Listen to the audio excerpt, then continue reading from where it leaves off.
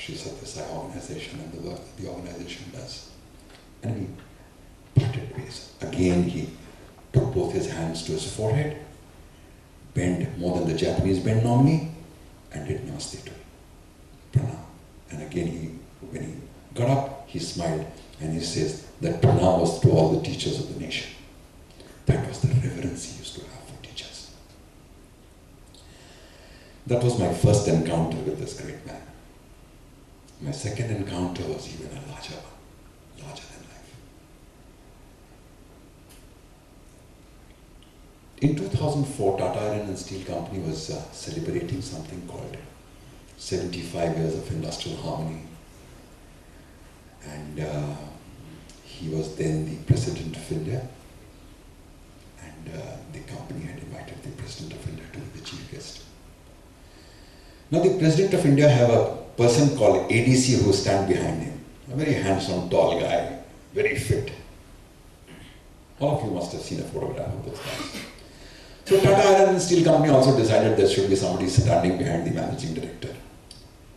But they couldn't find, they could have definitely found a smarter person in the roles of the steel company, but I don't know how this role fell on my shoulders. I was supposed to be standing behind Muthuraman and I kept standing all along the function. And I think I was fortunate to do that. Though I regretted at that time I shouldn't have been. Why have I been picked? I shouldn't have been here. So Kalam Sahab came. His ADC pulled his chair. He sat down. The ADC pushed the chair. When he used to get up, again the ADC used to do the same thing, etc., etc. Kalam Sahab twice or thrice, looked at me with his piercing eyes. Not even for a moment I thought he should recognize me. Not for a moment. Meaning this thought even didn't flash in my mind.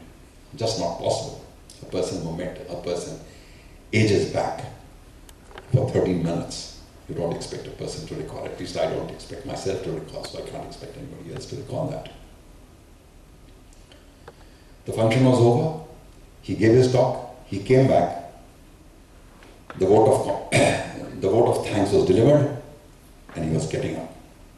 And he came to me, Professor Pathak, you are working for a great company. Enjoy working here. I was shocked beyond words, and I was frozen to that place where I was standing. And he went away. There was a function going on in the Stellium. He went to the Stellium and he subsequently flew off.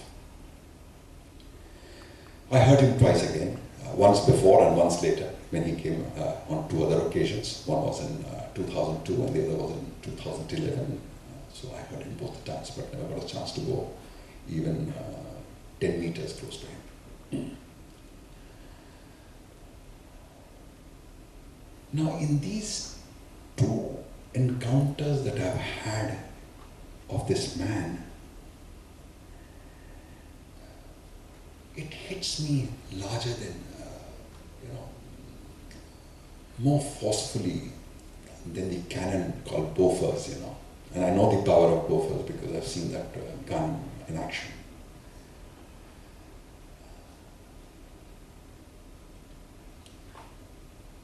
The humility of the man is absolutely, meaning I don't have words to describe how humble the person is. And one thing that he continuously thought about was others. He never ever thought about himself. You may look at anything, any of his activity, you will never find him in that activity. You'll always find others in that activity. He always did things for others. And how would he lift the people around him to the highest levels? When we talk in terms of the visioning of India, it's a huge document and it looks at the competencies of the nation, it looks at the strengths of the nation, it looks at the needs of the nation, and it has defined for itself 5 core areas, beginning from agriculture to infrastructure, etc., etc., etc. But that's not for this group to address today. And if this group is going to address something in terms of what the vision should be, then this group needs to think a little differently than that document, that Vision 2020 document. 500 plus one person who worked on that. What do you think should be our vision? Now, if I look at this crowd, I can safely say that there would be few people here who would have gone beyond the shores of this country. There would be few people here who would have traveled all over the world many a times. And I can with huge guarantee say that everybody sitting in this room tomorrow will travel widely abroad. I mean, I'm more than confident about this as a statement. If you go beyond the shores of this country, one thing that hits you harder than hard, you will not see a plastic floating when all the developed nations use huge amount of plastic. But you'll never see them floating in the air. Why? Because each person manages the plastic effectively and places it where it should be.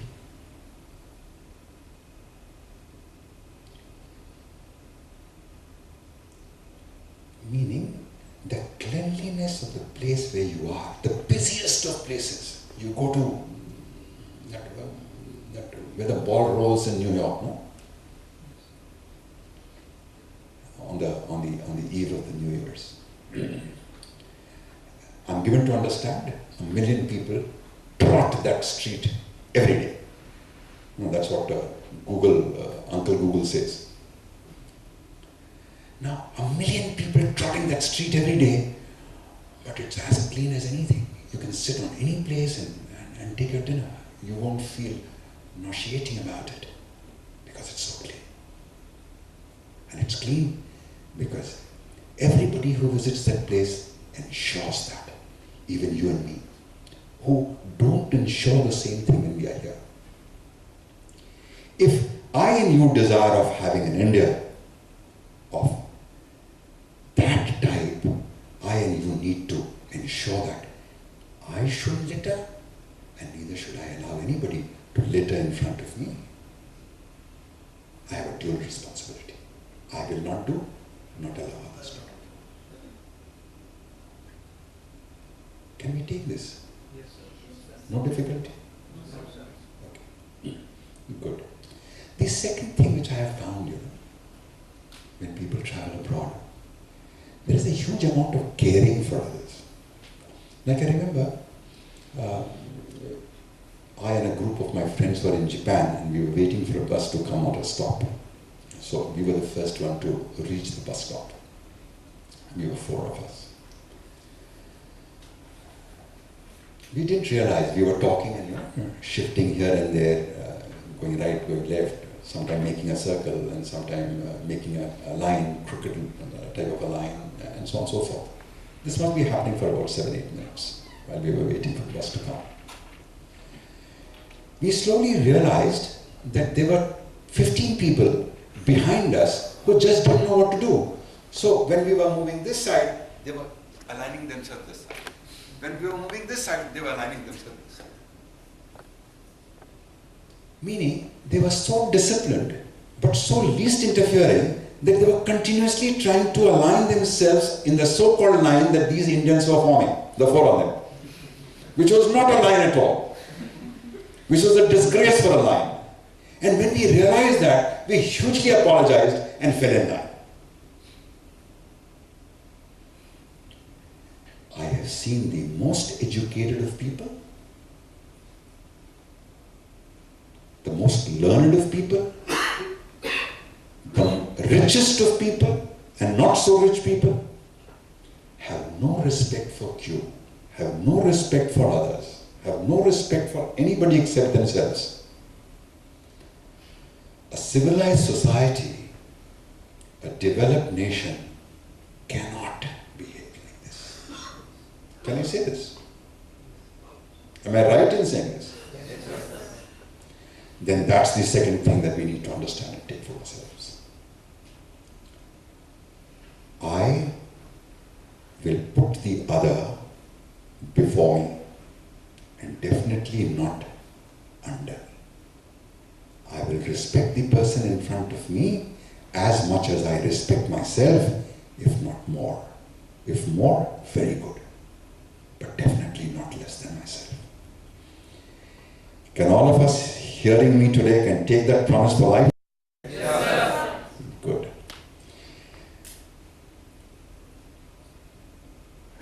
The third thing.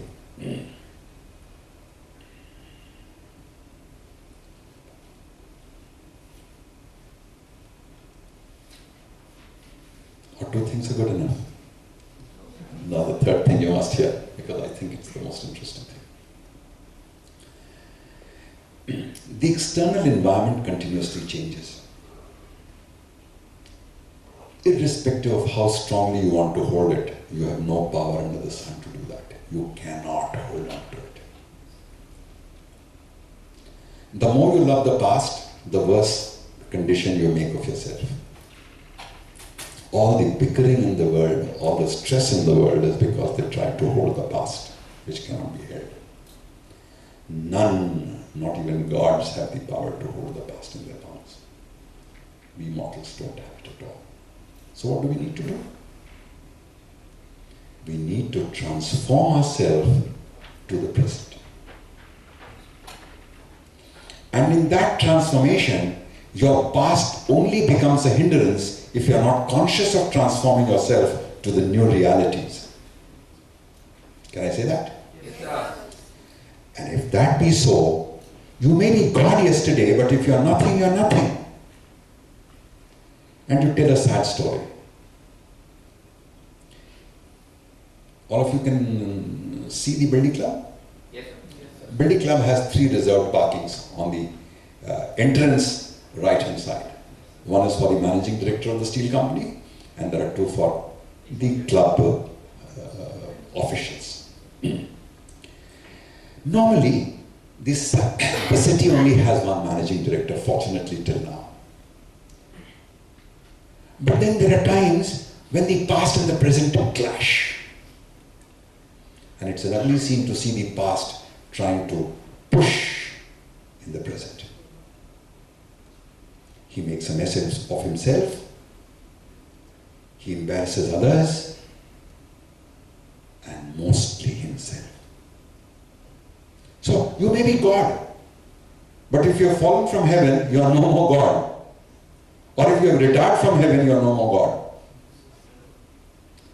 Holding on to the past and behaving that the world is going to behave the way they behaved when it was present is the biggest folly that people hold on to.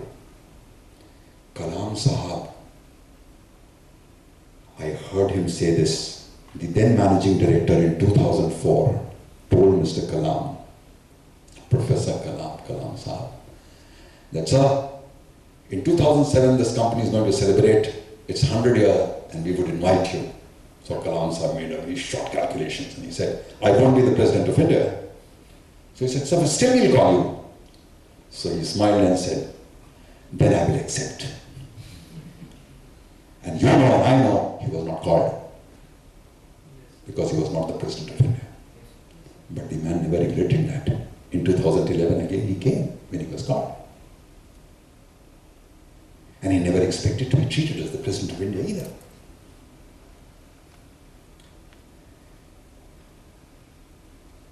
Large number of Indians, if they are not going to transform their vision to this, it will not become a developed country. Because you can't have 100 prime ministers in the country, you can't have 20 presidents in the country, you can't have 80 ministers in this country, everybody being given the Z type of security. It cannot happen. The exchequer can't take it. We have to abandon our past. Ladies and gentlemen, boys and girls, these are the few things that this great man taught us. There's one more lesson which we need to understand from him, and that is the last that I want to share with you. I consider him to be one of the sannyasis, not in an overgrowth. He changed the way the Rashtrapati Bhavan functioned during his tenure.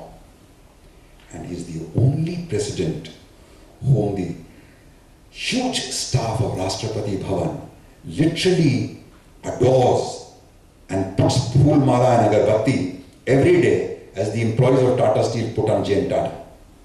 He was the president in that house only for 5 years.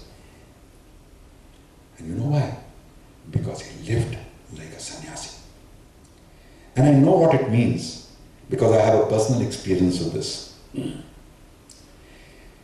In the 90s, I was given a responsibility by the steel company to partner with Ramakrishna Mission and start a school in the mines. So I was, interacting with various people in the Ramakrishna Mission, and then I was invited to meet the top man who would be taking the decision that we'll start the school. He was the vice president of the administration side for Ramakrishna Mission. Supposed to be a very huge executive because he was in charge of global Ramakrishna Mission. So in a room as large as this, he sat on a chair, 2 people stood behind him, and I was given an asni to sit in front of him, and my colleague was also given an asni to sit in front of him. So we sat.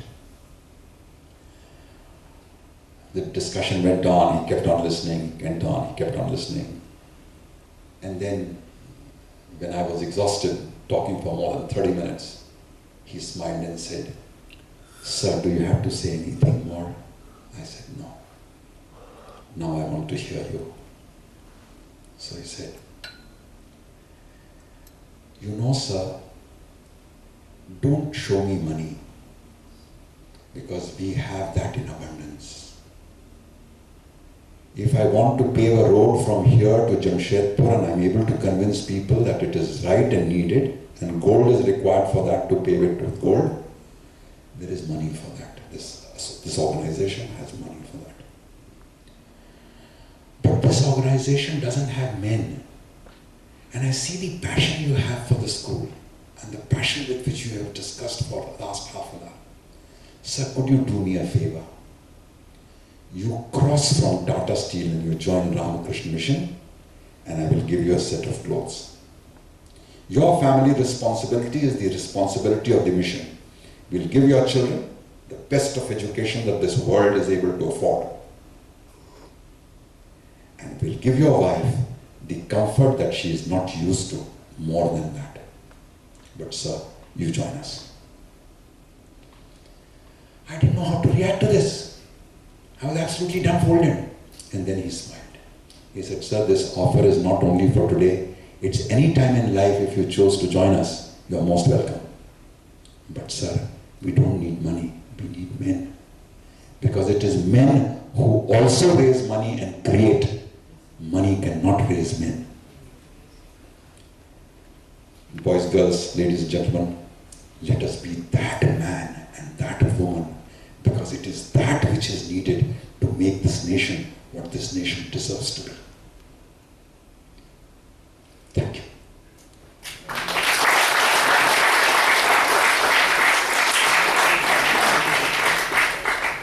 Come.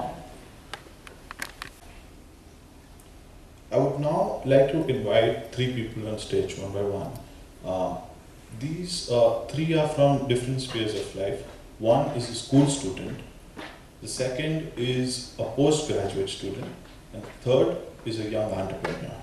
So we'll have Vijit Srinivas from Loyola, followed by Venkat Krishnan from XLRI, and then Mr. Arjun Murarka from YI. So they are going to talk about their visions for India, and then Mr. Pathak would connect everything for us. Thank you. I want to thank YI for having us here and discussing this, because according to me, this is one of the most important issues, and this was a very needed issue for the Entrepreneurship Club of Loyola School, and we were looking forward to this for a very long time. A vision for India. Freedom. Now, if we open our history books, we learn that we gained freedom 68 years ago on the day of 15th August. But is that really freedom? I do not think so. It is independence. It was a time when our government became free. We became a sovereign country. But did the people of India really gain freedom? Do we have the freedom of speech and expression in the literal sense? I do not think so. Freedom is to growth, innovation and development like oxygen is to life. It is essential. Freedom has paved the paths of empires, countries and dynasties in this world from time to time. Freedom has determined the fate of this country and many countries along with it. It is a catalyst to bring about everything good that we the people of India have to offer. And in my vision for India, freedom occupies the first and foremost position. Respect. Respect to one's nation, respect to one's family, and above all, a respect that a person has for himself. So whenever a person breaks a law of this country, which is proven to be good, he disrespects the country, and I don't think that there is a greater crime that anyone can commit. But in my vision for India, I believe that if we teach people the true meaning of respect, and if we tell them how to apply it, then almost all the problems of this country can be solved one by one. I'll tell you how.